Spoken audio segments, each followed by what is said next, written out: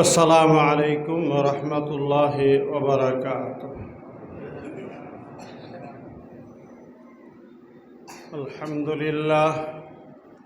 আলহামদুলিল্লাহ নাহমাদুহু ওয়া নাস্তাঈনুহু ওয়া নাস্তাগফিরুহু ওয়া নু'মিনু বিহি ওয়া নাতাওয়াক্কালু আলাইহি ونعوذ بالله من شرور أنفسنا ومن سيئات أعمالنا من يهده الله فلا مضل له ومن يضلله فلا هادي له وأشهد أن لا إله إلا الله وحده لا شريك له وأشهد أن محمدًا عبده ورسوله أما بعد فأعوذ بالله من الشيطان الرجيم وأن هذا صراطي مستقيما فاتبعوه ولا تتبعوا السبل فتفرق بكم ذلكم وصاكم به لعلكم تتقون।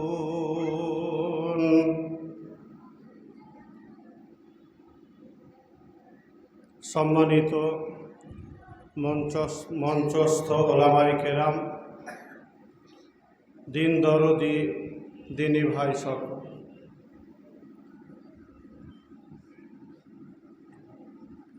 সমস্ত প্রশংসা আল্লাহ রব্বুল আলামিনের জন্য, যিনি আমাদের সৃষ্টিকর্তা, যিনি অতি দয়াময়। তারপর শেষ নবী জনাবে মুহাম্মদুর রাসূলুল্লাহ সাল্লাল্লাহু আলাইহি ওয়াসাল্লাম, যিনি এই ইসলামের মতো এক বিশাল নেয়ামত আমাদের কাছে পৌঁছে দিয়ে গেছেন, তিনার উপর অসংখ্য দরুদ ও সালাম বর্ষিত হোক, আল্লাহুম্মা আমিন। সংক্ষিপ্ত সময়, ডানে বামে কথা না বাড়িয়ে সরাসরি দুটো কথা বলবো। আমি একজন নতুন মানুষ আপনাদের কাছে উপস্থিত হয়েছি, এর আগে এখানে আসিনি। আর আজকের আসাটাও ঘটনাক্রমে হঠাৎ করেই আসা।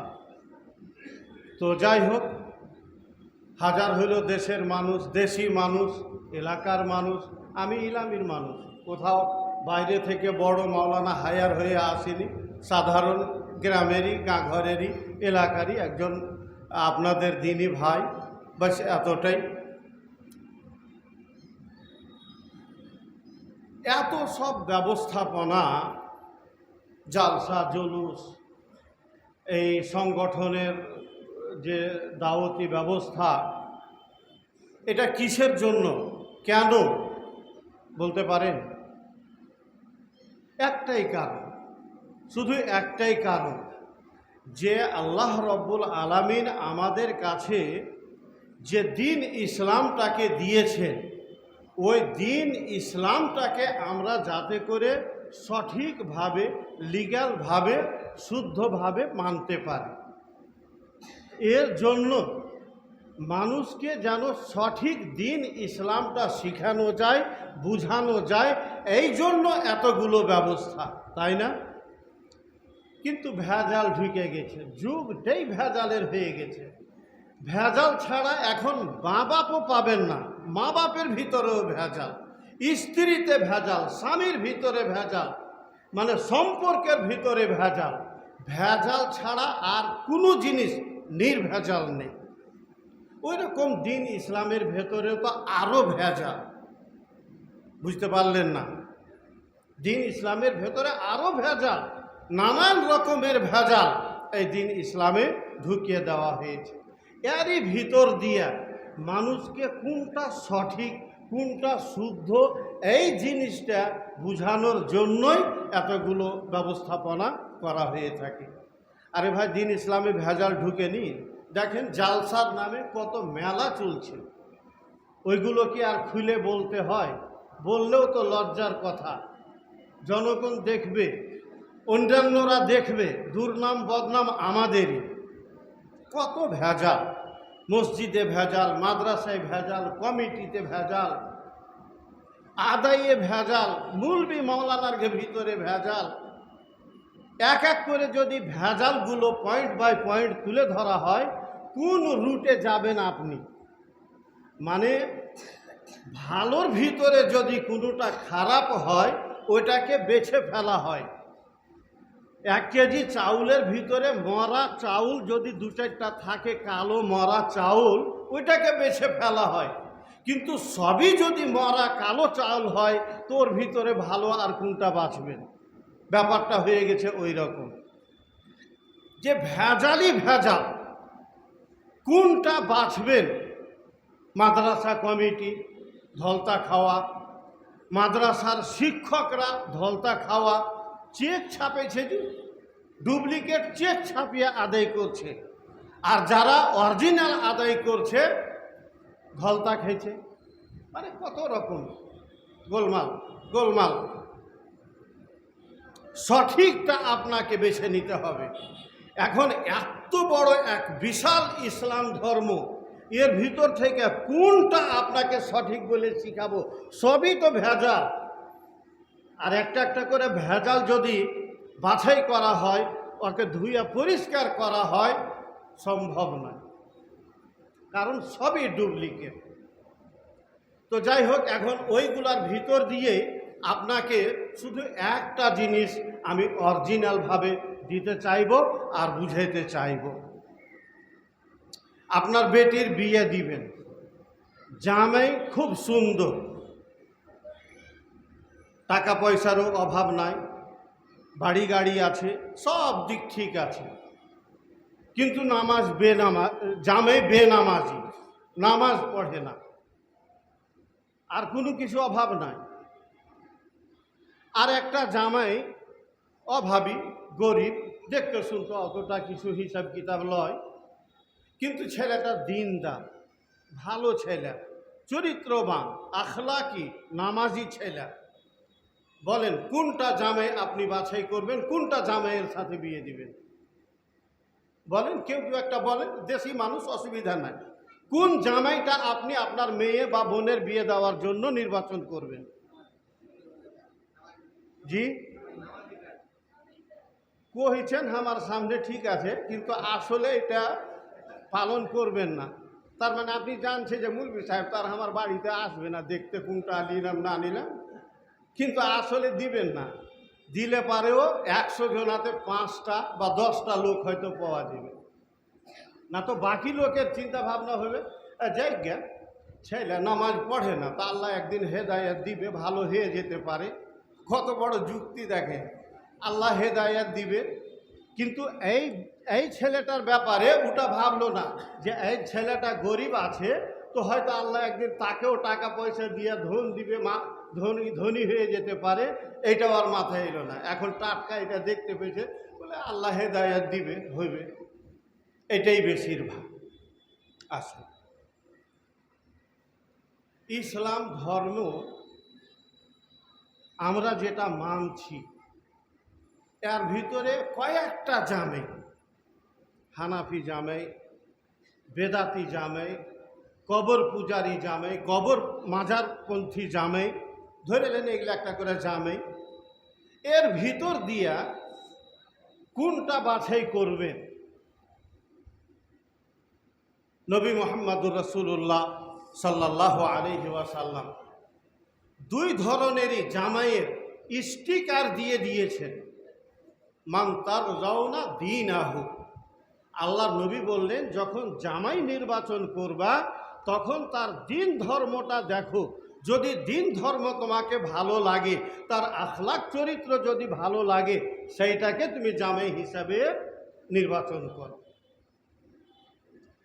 আর দিন ইসলামের দিক থেকে যেটা অরিজিনাল জামে আপনাকে বাঁচতে হবে, দিন ইসলামের দিক থেকে আল্লাহ নবী সাল্লাল্লাহু আলাইহি সাল্লাম একদিন হাদিসে বললেন যে দেখো, এই যে ইহুদিরাকে দেখছো না, ইহুদিরা ৭১টা দলে ভাগ হয়ে আছে। ইহুদিদের ভেতরে মতবিরোধ, তারা নিজেরাই নিজেদের ভেতরে ভাগ হয়ে আছে ৭১টা দলের ভিতরে। কত? 71। আর এই যে খ্রিস্টান যারা, এরা ৭২টা দলে ভাগ হয়ে আছে, বিভক্ত হয়ে আছে। আর আমার যে উম্মত হবে, আমার যে দলটা হবে, এরা ৭৩টা দলে ভাগ হবে। এরা কত দলে? ৭৩টা দলে ভাগ হবে। তারপর আল্লাহর নবী এক বাক্যে সবকে ছাঁটাই করে দিলেন, কুল্লুহা ফিন্নার ইল্লা ওয়াহিদা। ৭৩টার ভেতরে একটা দল বাদ দিয়ে বাকি সমস্ত দলগুলো হবে জাহান্নামী, তারা যাবে জাহান্নামে। ৭২টার ভেতরে ৭৩টার ভেতরে ৭২টাই জাহান্নামী, একটা দল কেবলমাত্র জান্নাতে যাবে। কিলা মান হুম ইয়া রাসূলুল্লাহ, আল্লাহ নবীকে বলা হলো, আল্লাহ রাসূল ওই দলটা কোন দলটা বলেন তো আমাদেরকে, যে দলটা জান্নাতে যাবে ওইটা কোনটা দল জান্নাতে যাবে? আল্লাহ রাসূল বললেন, মা আনা আলাইহি ওয়া আসহাবি, মা আনা আলাইহি ওয়া আসহাবি। সেই দলটা হইল আমি যে রাস্তার ওপরে চলছি।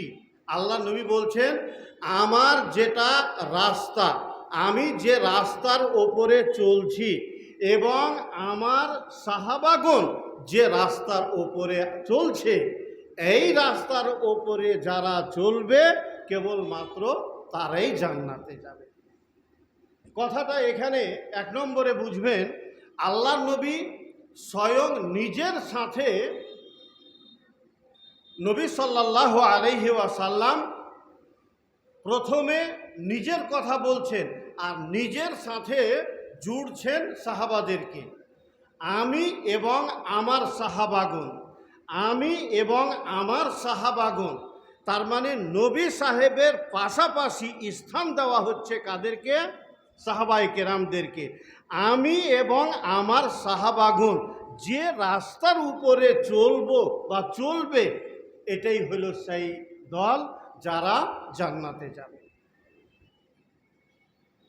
তার মানে কথা ক্লিয়ার যে পৃথিবীর মাটিতে, আল্লাহর জমিনে যত দল আছে, অন্যগুলা বাদ দেন, খালি আমাকে মুসলমানের ভিতরকারগুলা ধরেন। মুসলমানদের ভেতরে যতগুলো দল আছে, কোনোটা দল সঠিক পথের পথিক নয় ওই দল ছাড়া যারা নবী সাল্লাল্লাহু আলাইহি সাল্লাম এবং সাহাবায়ে কেরামদের রাস্তার উপরে চলবে। এই দলটাই হচ্ছে একমাত্র নির্ভেজাল এবং খাঁটি সোনার মতন দল। ওই দলটা কে? ওই দলটা কে? ওই দলটা হইল আহলে হাদিস। কথা বুঝে আসলো না?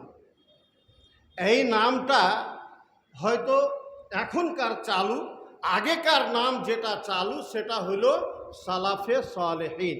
সালাফে সালেহিন এটা আরবি শব্দ, বাংলাতে আপনারা মাথায় মেমোরিতে ঢুকিয়ে রাখেন।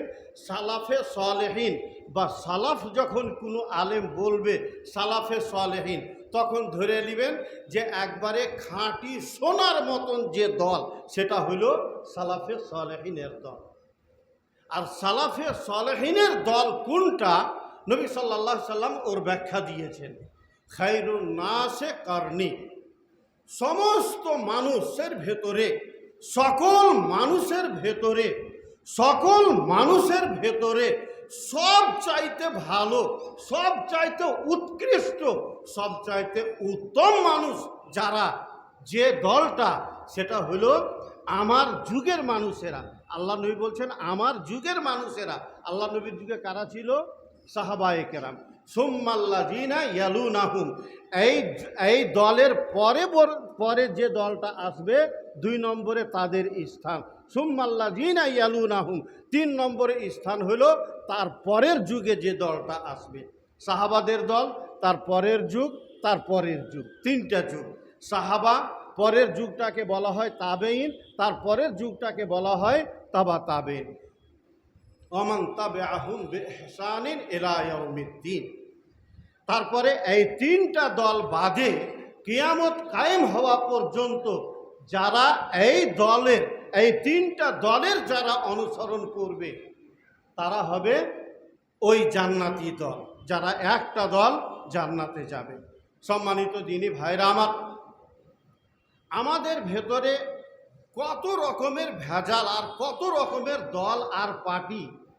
খালি মুসলমান নামটা নিয়ে আমরা বড়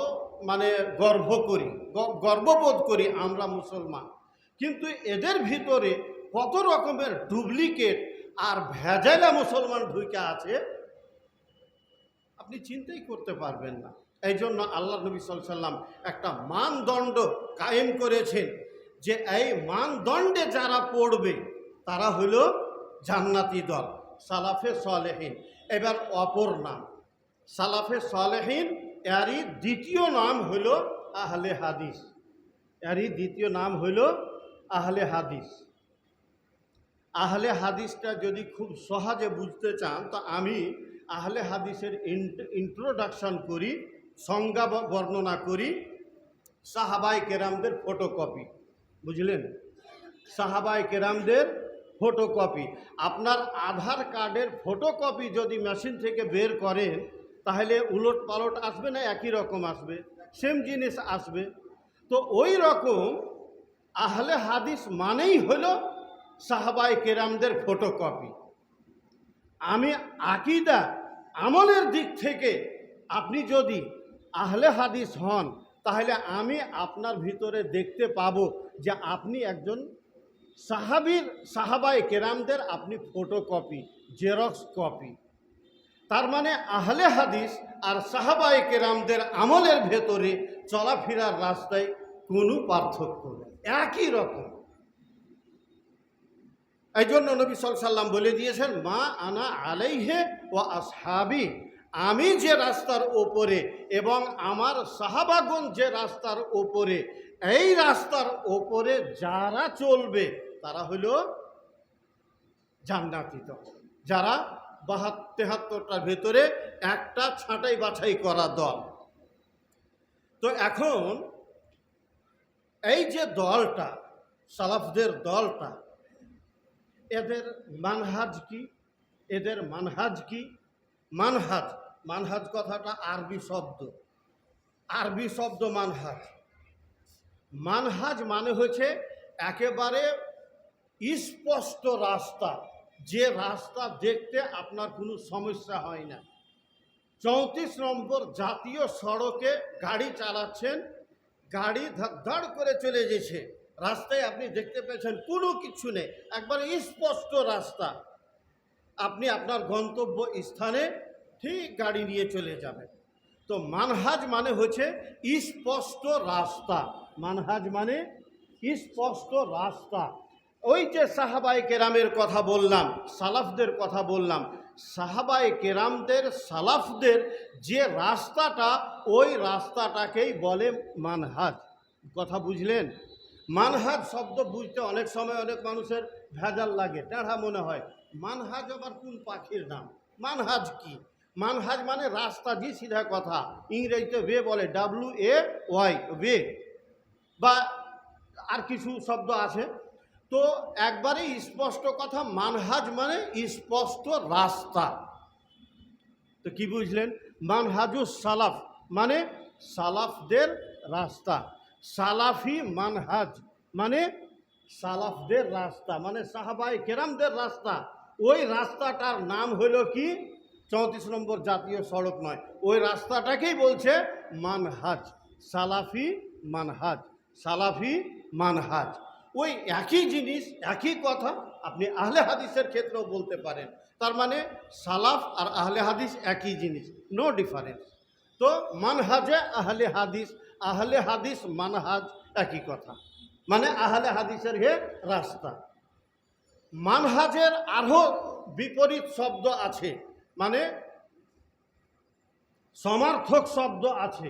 যেমন মাযহাব, মাযহাবটা তো ভালোই বুঝেন, মাযহাব হানাফি মাযহাব, শাফেঈ মাযহাব, হাম্বালি মাযহাব, মাযহাব বলে না?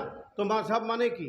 মাযহাব মানেও ওই যা মানহাজ মানে, মানহাজের যে অর্থ মাযহাবেরও একই অর্থ।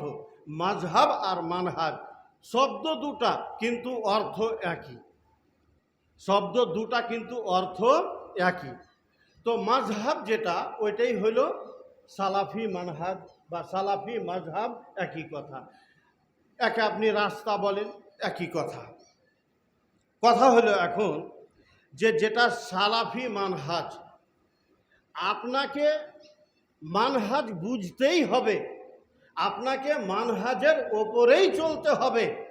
মানহাজ ছাড়া আপনি আহলে হাদিস হতে পারবেন না। কথা বুঝবেন, কথা কেউ গায়ে মাখবেন না। আমি একটা বিষ ঢুকাবো, গায়ে কেউ কথা মাখবেন না ভক্তরা। কোনো বক্তার কথা শুনেছিলাম, তোমার মানহাজ নিয়ে তুমি পানি ধুয়ে খাও, তুমি মানহাজ নিয়ে পানি ধুয়ে খাও। তার মানে তুমি মানহাজই বুঝে না, মানহাজই বুঝে না যে মানহাজ কি জিনিস। মানহাজটাকে এমনভাবে ইগনোর করা হলো যে মানহাজ বলে কিছু নাই, তো এইগুলা কোরআন হাদিসে কোনো কথাই নেই, তুমি তোমার মানহাজ নিয়ে পানি ধুইয়া খাও। কে শুনেছেন জানি না, মেলাদিনকের কথা ইঙ্গিত করে দিলাম। মানহাজ নিয়ে পানি ধুয়ে খেলে পারে মুসলমান হবে না। আরে তাবিজ ধুয়ে খেলে ওই তাবিজ বিক্রিদের ধারণা, তাদের আকীদা অনুসারে আপনার অসুখ ভালো হতে পারে। মানহাজ ধুয়ে পানি খেলে আকীদা শুদ্ধ হতে পারে না। মানহাজকে বুঝতে হবে, মানহাজে চলতে হবে আপনাকে। তো মানহাজ হলো কি? সালাফদের রাস্তা, সালাফদের মানহাজ। আপনি যদি একটু ব্যতিক্রম হয়ে যান, অ্যাক্সিডেন্ট হয়ে যাবে। যেটা রোড থেকে 1 ফুট বাহিরে আপনি গাড়ি চাক্কা ফেলে দিলে গাড়ি উল্টে যাওয়ার ভয় আছে। আপনি ভালো মানুষ, আহলে হাদিস মানুষ, সালাফি মানুষ, ভালো রাস্তায় চলছেন, চলতে চলতে একটু সাইড কেটে দিলেন, মানে ব্যাক লাইনে চলে গেলেন, আপনার রাস্তা কেটে যাবে। সালাফদের ঐক্যমত, সালাফদের ঐক্যমত হচ্ছে একটা দলিল, অকাট্য দলিল, শুধু দলিল নয়, অকাট্য দলিল।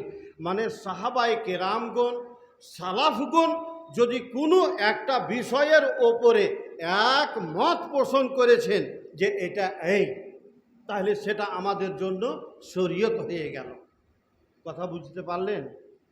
সালাফদের ভেতরে সালাফগণ কোনো একটা বিষয়ের ওপরে একমত হয়ে গেছেন যে এটা হচ্ছে সর্বসম্মতিক্রমে এই জিনিসটা পাস হইল। সাহাবায়ে কেরাম বা সালাফগণ একমত, ওইটা আমাদের জন্য অকাট্য দলিল, ওইটাকেই আমাদেরকে মানতে হবে।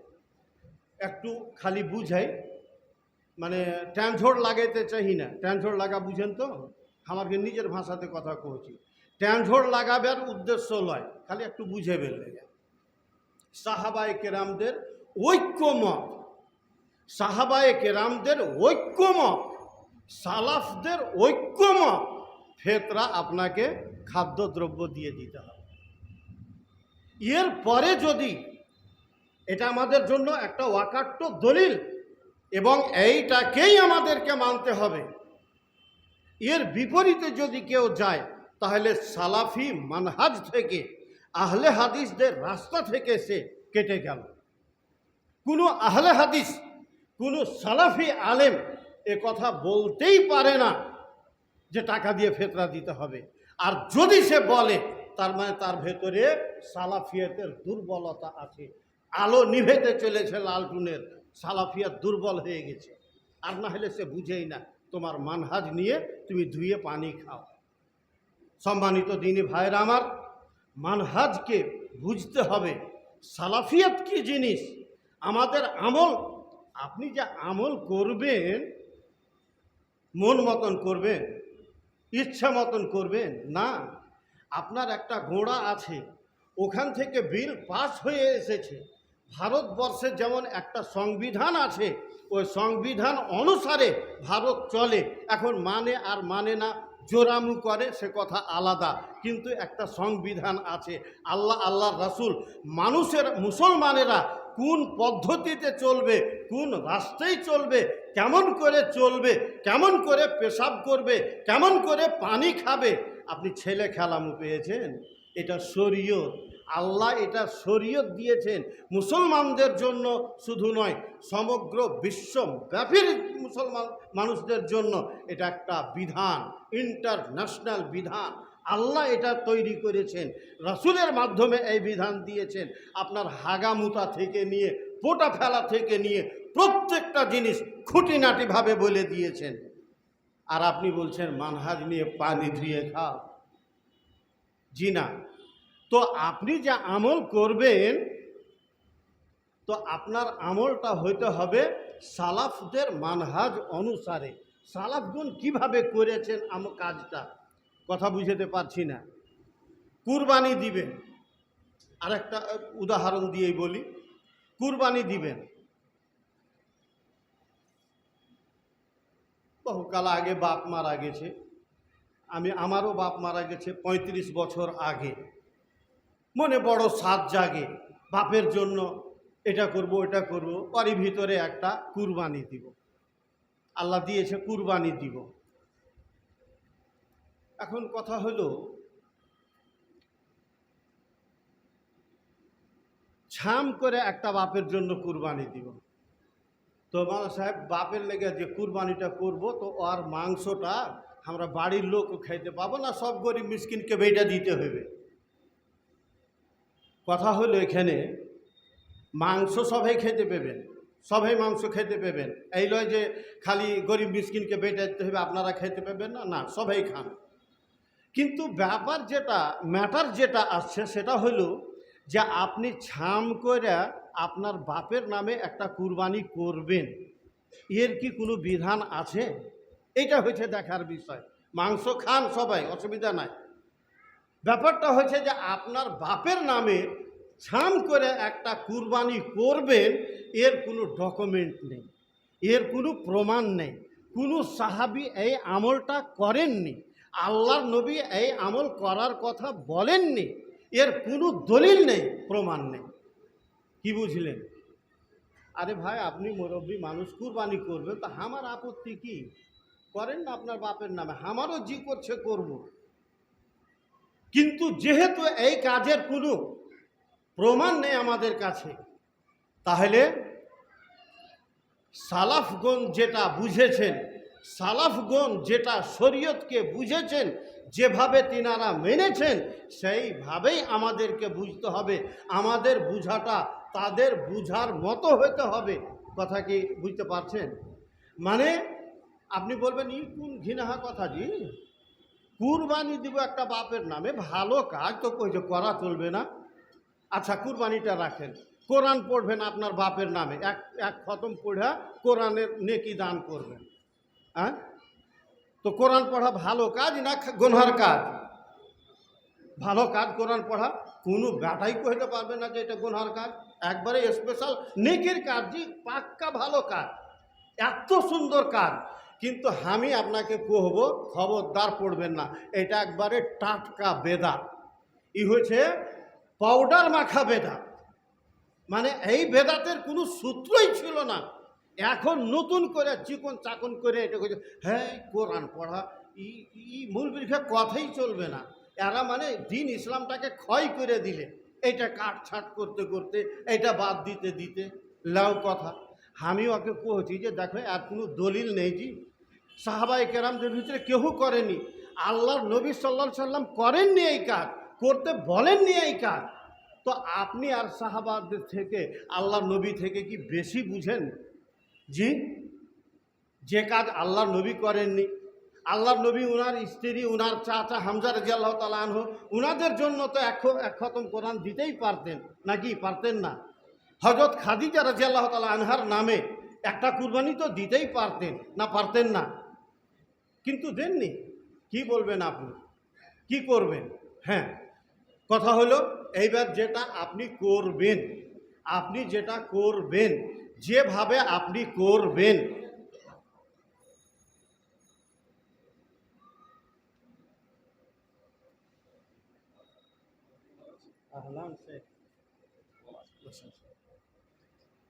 মোহতারাম শেখের সাথে রাস্তায় দেখা করে এসেছি, ওনার বাসাতে ওখানে চা ও পান করে এসেছি, 10 মিনিট বসেই ছিলাম। তো আমাদের সাথেই আসার ইচ্ছা পোষণ করেছিলেন শেখ, বাকি হয়তো কেউ ইসলাম গ্রহণ করার জন্য দুইজন কোনো ভাই এসেছিল, যার কারণে ওই ইসলামের ব্যাপারে জানার জন্য দুজন লোক এসেছিল। তো ওই নিয়েই শেখ একটু ব্যস্ত ছিলেন। তো যাই হোক, আপনাদের সুপরিচিত মুখ, আমি নতুন হলে হবে কি, উনি তো জি। তো কি বলছিলাম কথাটা, হ্যাঁ, কুরবানি উদাহরণই দিতে যাচ্ছিলাম। কুরবানি আপনি করেন, কুরবানি আপনি করেন, কিন্তু ওর প্রসেসটা কেমন হবে? যেমন নবী সাল্লাল্লাহু আলাইহি সাল্লাম করেছে। তিনি কিভাবে করতেন? একটা কুরবানি দিলেন, ওই কুরবানি বাড়িতে মেয়ে ছেলে যত আছে সবারই লেগে নিয়ত করেও দিলেন, আর যত কেউ মারা গেছে তাদেরও নিয়ত করে দিলেন। কথা বুঝে আসলো? জীবিত এবং মৃত সকলের নিয়ত করে সকলের উদ্দেশ্যে ওই একটাই কুরবানি দিতেন। ছাম করে বিবি আলাদা কোনো মৃত ব্যক্তির নামে দিতেন, এই রকম কোনো আমল আল্লাহর নবী করেনি, করতে বলেনি। সাহাবায়ে কেরামদের ভেতরেও যে কেউ করেছেন এমন কোনো। এখন আপনি কইবেন যে একটা তো কুরবানি সামান্য, এতটি বাড়িতে লোকজন, ফের নানা দাদি বাপ চাচা মরেছে, কতটি কভার হবে? হইবে কেন হবে না? আল্লাহর নবী করেছেন। আর আল্লাহর, আপনার তো কাজ নেকি লিয়া না, না গোশ খাওয়া লিয়া আপনার দরকার। গোশ খান তো আপনি 3 দিন ভর কুরবানি করেন, কুরবানির দিন প্লাস তারপরে 3 দিন, 9টা করেন, 18টা করেন গোশ খাওয়ার যদি কাজ থাকে। আর যদি নেকি সওয়াব উদ্দেশ্য হয় তো ওই একটা কুরবানিতে আপনার গোটা পরিবারকে সামিল করেন, মৃতদেরকেও সামিল করেন, সকলের জন্য আল্লাহ পাক নেকি দিবেন তিনি। ওই টেনশন আপনাকে নিতে হবে না যে আল্লাহ কতটা করে নেকি ভাগ ভাগ করে দিবে সবাইকে। সবাইকে দিবে, সম পরিমাণে দিবে আল্লাহ, যথেষ্ট দিবে, যেটা আপনি কল্পনা করতে পারবেন না। তো এটা হলো কুরবানি করার প্রসেস। আর বাকিগুলো ছাড়লাম, কোরআন খানি ইত্যাদি থাকলো। তো আমি কথাটা কোনখান থেকে নিয়ে এসেছিলাম যে আমাদের প্রত্যেকটা কাজ সালাফদের মানহাজের উপরে হতে হবে, সালাফদের আমল অনুযায়ী হতে হবে। আমাদের চলা, আমাদের বলা, আমাদের মেরপিট করা, আমাদের বিবাহ করা, আমাদের আকীদা, ধারণা, বিশ্বাস, যাবতীয় সালাফদের সাথে একদম হুবাহু মিল থাকতে হবে।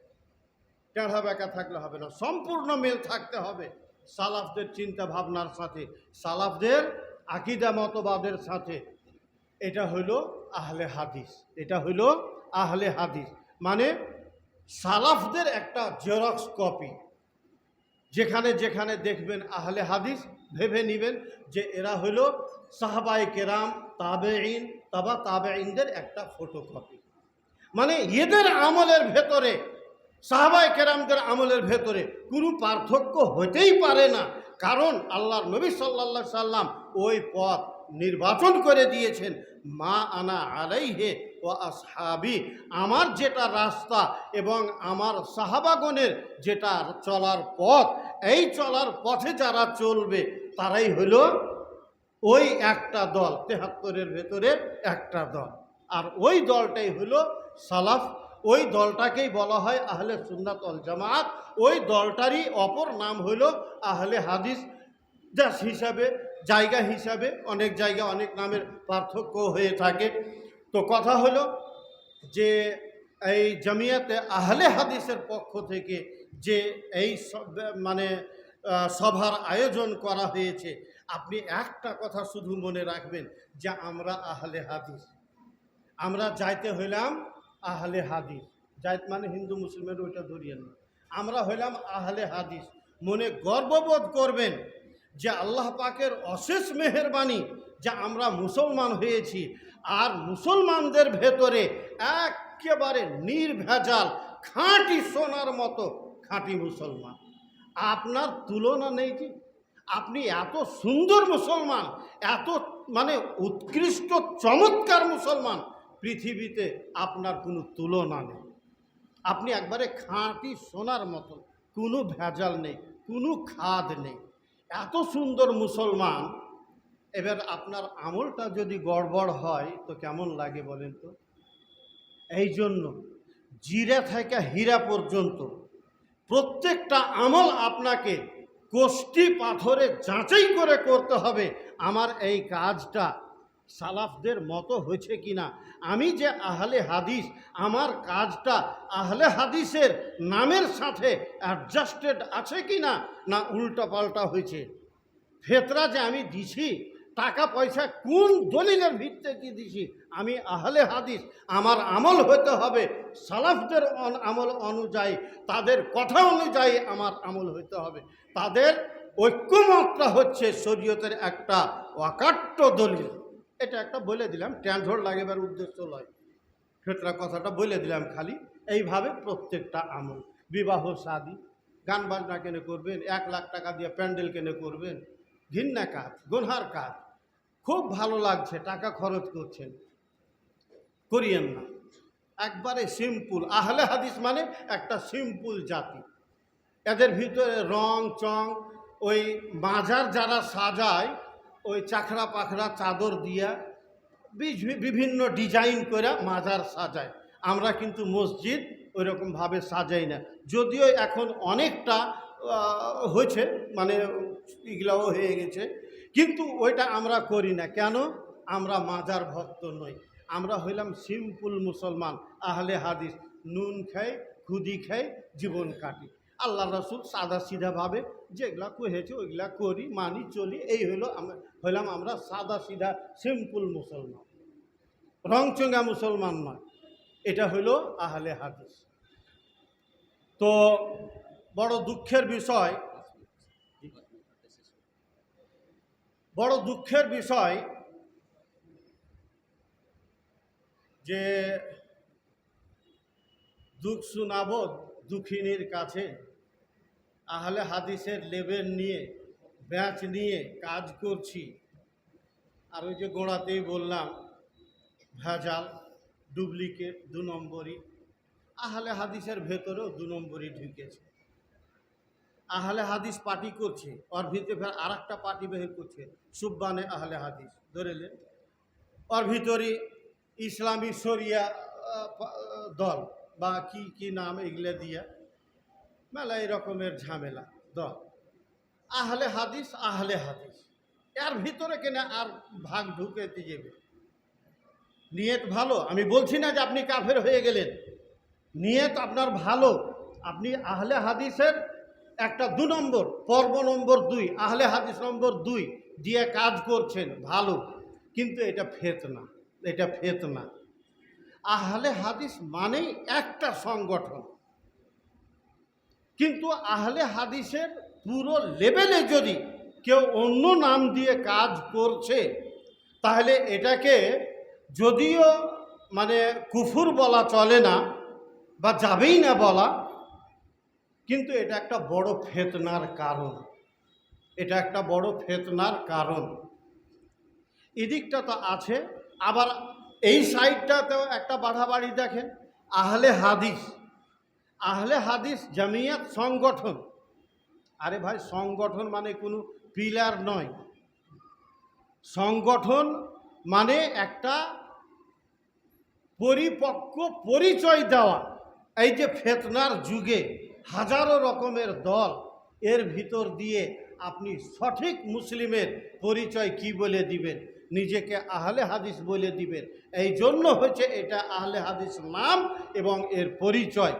বাকি কথা হলো যে একটা আহলে হাদিস, ওর ভিতরে পরিচালক আছে, পরিচালনা কর্মকর্তা আছে, পরিচালন কমিটি আছে। হয়তো কোনো একটা বিষয় নিয়ে টুকিটাকি কিছু হলোই বা, তোর জন্য কাফের বানিয়ে দিতে হবে ওকে? কি মনে করেন আপনি? লোকটা কাফের হয়ে গেল, দিন ইসলাম থেকে বের হয়ে গেল। আরে যদি মতানৈক্য হইল আহলে হাদিস সংগঠন থেকে, সে যদি বেরিয়ে গেল তো সে তো মুসলমানই আছে, সে তো কাফের হয়ে যায়নি। তাহলে তুমি ওই আহলে হাদিস সংগঠনের বিরোধিতা করো কোন সূত্রে? আর যদি ও বেরিয়েই গেল তো তুমি বলো যে না, এদের দলে যাব না, এদের বক্তব্য শুনতে যেও না। কথা ঠিক হচ্ছে কি না? বুঝছেন কথা? আপনি আহলে হাদিসের সংগঠন থেকে বের হয়ে গেলেন অথবা আপনাকে বের করে দিল, এর জন্য কত বড় একটা বিধান জারি করা হয়েছে যে ওদের অনুষ্ঠানে বক্তব্য শুনতে যেও না, ওদের অনুষ্ঠানে বক্তব্য শুনতে যেও না। আপনাকে আমি একজন আলেম হিসাবে দাওয়াত দিতে গেলাম যে আমরা একটা দিনই সভা করছি, আপনি মানুষকে দুটো কোরআন হাদিসের কথা বলবেন। তো বলছো তুমি আমার আহলে হাদিসের সংগঠনের ভিতরে নেই, যাব না। লাও কেমন টেढ़া কথা! ই বুঝে আসে না যে আহলে হাদিস কোন আহলে হাদিস?